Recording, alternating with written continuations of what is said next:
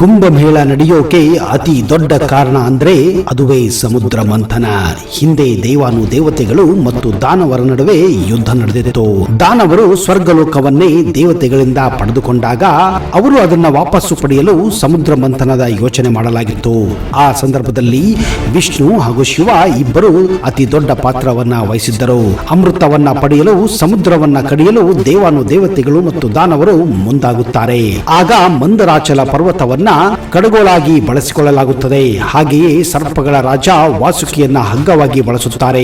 ದೇವತೆಗಳು ವಾಸುಕಿಯ ಬಾಲವನ್ನ ಹಿಡಿದಿದ್ದರೆ ಅಸುರರು ವಾಸುಕಿಯ ತಲೆಯನ್ನು ಹಿಡಿದು ಸಮುದ್ರವನ್ನ ಕಡಿಯಲು ಆರಂಭಿಸುತ್ತಾರೆ.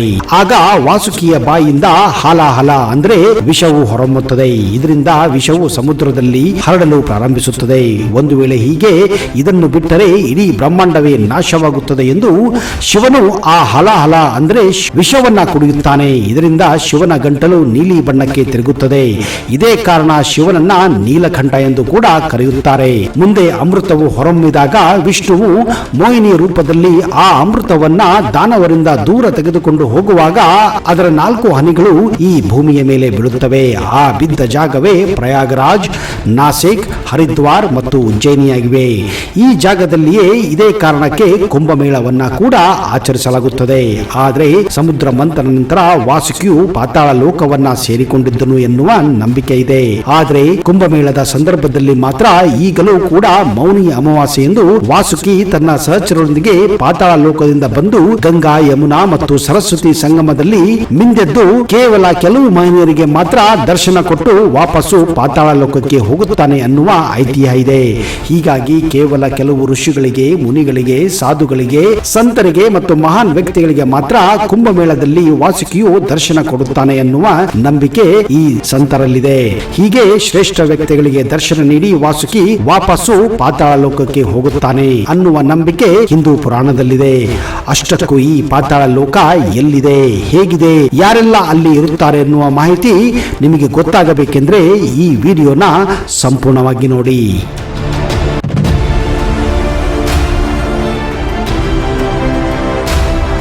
ಸೂರ್ಯ ಸಿದ್ಧಾಂತದ ಪ್ರಕಾರ ದಕ್ಷಿಣ ದಿಕ್ಕಿನಲ್ಲಿ ಪಾತಾಳ ಲೋಕ ಮತ್ತು ಉತ್ತರ ದಿಕ್ಕಿನಲ್ಲಿ ಜಂಬೂ ದ್ವೀಪವಿದೆ. ಭಾಗವತ ಪುರಾಣ ಪ್ರಕಾರ ಸ್ವರ್ಗಕ್ಕಿಂತ ಅತಿ ಹೆಚ್ಚು ಅಂದವಾಗಿ ಪಾತಾಳ ಲೋಕ ಸುಂದರವಾಗಿದೆ ಎಂದು ನಂಬಲಾಗಿದೆ. ಇಲ್ಲಿ ಸೂರ್ಯನ ಬೆಳಕು ಇರುವುದಿಲ್ಲ. ಆದರೆ ಅಲ್ಲಿಯ ಜನರು ಧರಿಸುವ ಆಭರಣಗಳಿಂದ ಆ ಪ್ರಾಂತ್ಯವು ಹೊಳೆಯುತ್ತಾ ಕೊಂಗೊಳಿಸುತ್ತದೆ ಎಂದು ಹೇಳಲಾಗುತ್ತಿದೆ.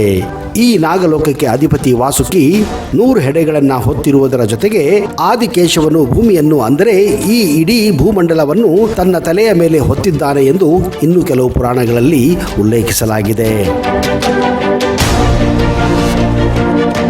ಆದಿಶೇಷನು ಕೂಡ ಈ ನಾಗಲೋಕದಲ್ಲಿ ಇದ್ದಾನೆ ಎಂದು ಭಾವಿಸಲಾಗಿದೆ. ಅಂತಹ ಭಾಗಗಳಲ್ಲಿ 7 ಲೋಕಗಳಿವೆ ಎಂದು ಪುರಾಣಗಳಲ್ಲಿ ಬರೆಯಲಾಗಿದೆ. ಅವು ಅತಳ, ವಿತಳ, ಸುತಳ, ತಳಾತಳ, ರಸತಳ, ಮಹಾತಳ ಹಾಗೂ ಪಾತಾಳ. ಈ 7 ಲೋಕಗಳು ಆ ನಾಗಲೋಕದಲ್ಲಿ ಇದೆ ಎಂದು ನಂಬಲಾಗಿದೆ. ಪಾತಾಳ ಲೋಕಕ್ಕೆ ಸಂಬಂಧಿಸಿದಂತೆ ಒಂದು ಪ್ರಾಂತ್ಯ ಎನ್ನುವುದು ಕೂಡ ಇದೆ. ಅದೇ ಪಾತಾಳ ಭುವನೇಶ್ವರ ಗುಹೆ. ಅಂದ ಹಾಗೆ ಈ ಪಾತಾಳ ಲೋಕಕ್ಕೆ ಸಂಬಂಧಿಸಿದಂತೆ ಈ ಪಾತಾಳ ಲೋಕಕ್ಕೆ ಹೋಗಲು ಒಂದು ದಾರಿ ಕೂಡ ಇದೆ ಎಂದು ನಂಬಲಾಗಿದೆ. ಇದೇ ಪಾತಾಳ ಭುವನೇಶ್ವರ ಗುಹೆ. ಇದು ಉತ್ತರಾಖಂಡ್ ರಾಜ್ಯದ ಗುಟರ್ಘಟ್ ಎಂಬ ಜಿಲ್ಲೆಯಲ್ಲಿದೆ. ಈ ಗುಹೆ ಮನುಷ್ಯರಿಗೆ ಅರ್ಥವಾಗದೆ ವಿಚಿತ್ರವಾಗಿ ಉಳಿದಿದೆ. ಇಂದಿಗೂ ಕೂಡ ಇದೊಂದು ಮಿಸ್ಟರಿ ಕೇವ್ ಎಂದೇ ನಂಬಲಾಗುತ್ತಿದೆ.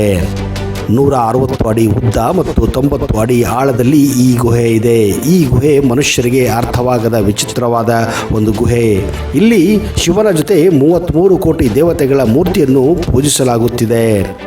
ಈ ಗುಹೆಯಿಂದಲೇ ನೇರವಾಗಿ ಕೈಲಾಸ ಪರ್ವತಕ್ಕೂ ಕೂಡ ಒಂದು ಸುರಂಗ ಮಾರ್ಗ ಇದೆ ಎಂದು ನಂಬಲಾಗಿದೆ. ಈ ಗುಹೆಯನ್ನು ತ್ರೇತಾಯುಗದಲ್ಲಿ ಸೂರ್ಯವಂಶಕ್ಕೆ ಸೇರಿದ ಒಬ್ಬ ರಾಜ ಋತುಪೂರ್ಣ ಎಂಬುವನು ಕಂಡುಹಿಡಿದಿದ್ದನು.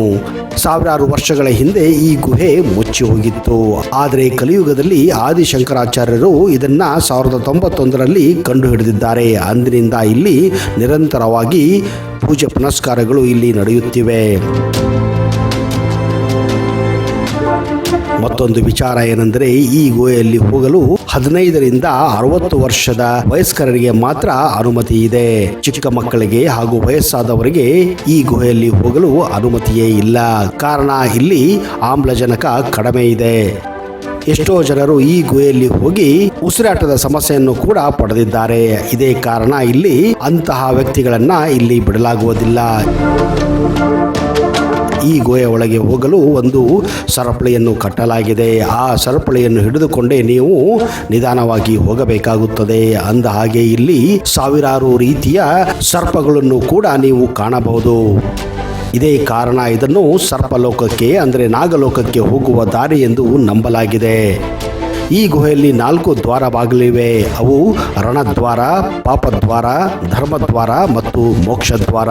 ಇದರಲ್ಲಿ ಪಾಪದ್ವಾರ ರಾವಣನ ಮರಣ ನಂತರ ಮುಚ್ಚಿ ಹೋಗಿದೆ. ಇನ್ನು ರಣದ್ವಾರ ಎಂಬುದು ಮಹಾಭಾರತದ ಯುದ್ಧ ನಂತರ ಮುಚ್ಚಿ ಹೋಗಿದೆ. ಇನ್ನು ಈ 2 ದ್ವಾರಗಳು ಹಾಗೆಯೇ ಉಳಿದಿದೆ ಎಂದು ಹೇಳುತ್ತಾರೆ. ಇದೇ ನಾಗಲೋಕಕ್ಕೆ ದಾರಿ ಕೂಡ ಎಂದು ಇಲ್ಲಿನ ಪೂಜಾರಿಗಳು ನಂಬುತ್ತಾರೆ. ಒಂದು ವೇಳೆ ಈ 2 ದ್ವಾರಗಳು ಮುಚ್ಚಿದರೆ ಅಲ್ಲಿಗೆ ಕಲಿಯುಗದ ಸಮಾಪ್ತಿ ಎಂದು ಕೂಡ ನಂಬಲಾಗಿದೆ.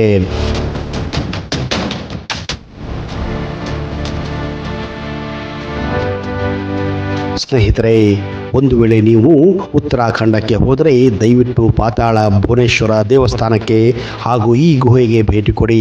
ಅಲ್ಲಿರುವ ನಾಗಲೋಕವನ್ನ ಅಂದರೆ ಪಾತಾಳ ಲೋಕವನ್ನ ನೋಡಿ ನೀವು ಕೂಡ ಅಚ್ಚರಿಯನ್ನ ಹೊಂದಬಹುದು.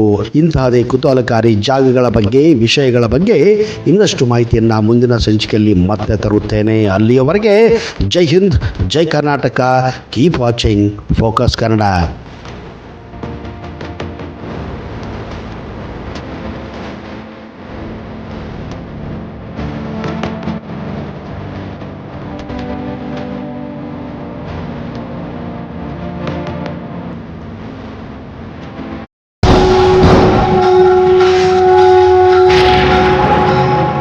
ಶ್ರೀ ಮಹಾಪ್ರತ್ಯಂಗಿರ ಚೌಡೇಶ್ವರಿ ಜ್ಯೋತಿಷ್ಯ ಫಲ.